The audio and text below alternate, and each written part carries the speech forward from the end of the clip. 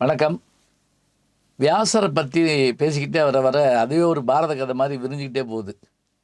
ஏன் அப்படின்னு கேட்டால், அவர் வியாசர் வெறும் முனிவர், பாரதத்தை சிந்தித்தார், எழுதினார் என்பது மட்டுமல்லாமல் அவரே ஒரு பாத்திரமாகவும் வருகிறார். பாத்திரமாக மட்டுமில்லை, அவர் மூலமாகத்தான் பாரதத்திலே வருகின்ற அந்த மூவர் திருதராஷ்டிரனும் பாண்டு மகாராஜாவும் விதுரனும் பிறக்கிறார்கள். ஆக அந்த குடும்பத்தினுடைய மூல வித்து வியாசர் தான்.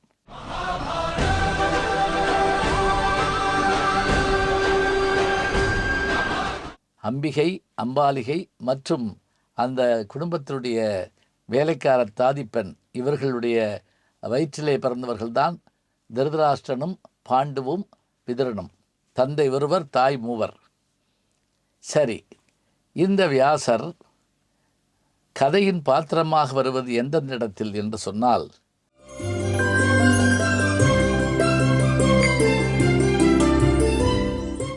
எந்தெந்த இடத்திலெல்லாம் கதையிலே மாற்றங்களும் அதிர்வுகளும் ஏற்படுகிறதோ அப்போதெல்லாம் வியாசர் தோன்றுவார். உதாரணமாக, குந்தி தான் பெற்ற வரத்தால் தன்னுடைய கணவனாகிய பாண்டுவுக்கு புத்திரப்பேறு இல்லை என்பதை அறிந்து கொண்டு தான் 5 குழந்தைகளை ஒவ்வொரு தேவர்கள் மூலம் பெறுகிறார்.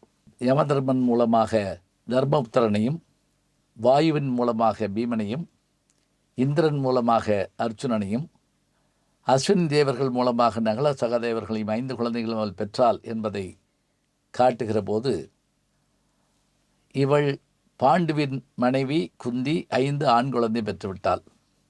திருதராஷ்டிரனுடைய மனைவியாகிய காந்தாரி தன் கணவனுக்காக கண்ணை கட்டி கொண்டு வாழ்க்கையை தொடங்கியவள். அவள் கருவுற்றிருக்கிறாள். 10 மாதம், 11 மாதம், 12 மாதங்களாயிற்று, குழந்தை பிறக்கவில்லை. ஐயோ, நம்முடைய குந்தி தேவி 5 குழந்தைகளை பெற்றிருக்கிறாள், நாம் குழந்தை பெறவில்லையே என்று கோபத்தில் என்ன செய்தாளாம்? அம்மிக்கல்லை எடுத்து அடி வயிற்றிலே குத்தி கொண்டாளாம். இன்றைக்கும் ஒரு பழமொழி உண்டு, அடுத்த வீட்டுக்காரி ஆம்பளை பிள்ளை பெற்றால் இருந்த எதிர்த்த வீட்டுக்காரி அம்மி எடுத்து வயிற்றிலே குத்தி கொண்டாள் என்று ஒரு பழமொழி சொல்வதென்றால் இதுதான் அது. அந்த கரு களைந்து தசைப்பிண்டங்களாக சிதறிப்போக, அப்போது என்ன செய்வதென்று தெரியாமல் அவள் மயங்கி விழ, திருதராஷ்டிரன் அலற, பீஷ்மர் யோசித்து பார்த்து வியாசரை வேண்ட வியாசரை தோன்றுகிறார்.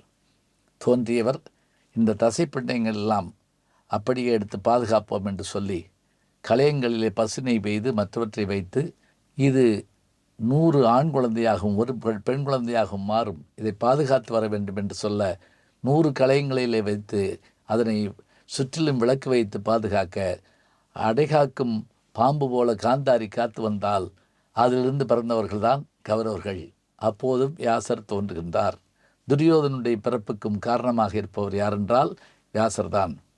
பின்னொரு இடத்திலே இந்த கௌரவ பாண்டவர்களுக்கு ஏற்பட்ட பிரச்சனையின் காரணமாக சூதாட்டத்தில் அத்தனை இதழையும் தோற்று காடு நோக்கி அவர்கள் செல்லுகிறார்கள்.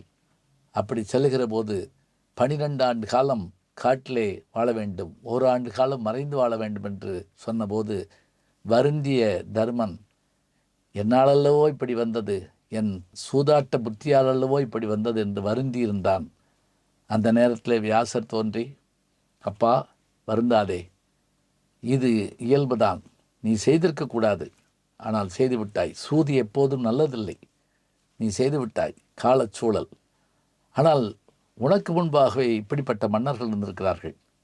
நிலநாட்டை ஆண்ட நலன் என்ற மன்னன் தேவர்களுடைய சூழ்ச்சியால் தமயந்தி தங்களுக்கு கிடைக்கவில்லை என்பதற்காக அவனை சூதாட்டத்திலே தோற்கடித்தார்கள் சனியின் மூலமாக என்ற கதையை சொல்லி அவர்களை தேற்றி, இனி நீங்கள் காட்டுக்கு செல்லுகிற போது அர்ஜுனன் தவம் செய்து அவன் பாஸ்பதாசத்தை பெறட்டும், மற்றவர்களெல்லாம் காட்டுக்குள்ளே சென்று அமைதியாயிருங்கள், பொறுத்திருங்கள், காலம் வரும் என்று சொல்லி அவர்களை அனுப்பி வைக்கிறார். தருமனும் மன தேர்தல் விடுகிறான். அர்ஜுனன் தீர்த்த யாத்திரை சேர்க்க புறப்படுகிறான். இந்த இடத்திலும் வியாசர் தோன்றி பாரத கதையினுடைய மற்றொரு திருப்பு முனைக்கு காரணமாக இருக்கிறார். இந்த பாசுபதாஸ்திரத்தை வைத்து கொண்டுதான் பாரத போரை அர்ஜுனன் வெற்றிகரமாக செய்து காட்டுகிறான். இவ்வாறாக வியாசர் கதையை படைத்ததோடு மட்டுமல்லாமல் கதையின் முக்கிய பகுதிகளெல்லாம் வந்து செல்வதை நாம் காணுகின்றோம். வியாசருக்கு கோயிலும் இருக்கிறது பல இடங்களில் இந்தியாவில். பார்த்து வாருங்கள். வியாசரின் இந்த பாத்திரமும் அவர் படைத்து தந்த பாரதமும் என்றைக்கும் நமக்கு பொக்கிஷங்கள் தான்.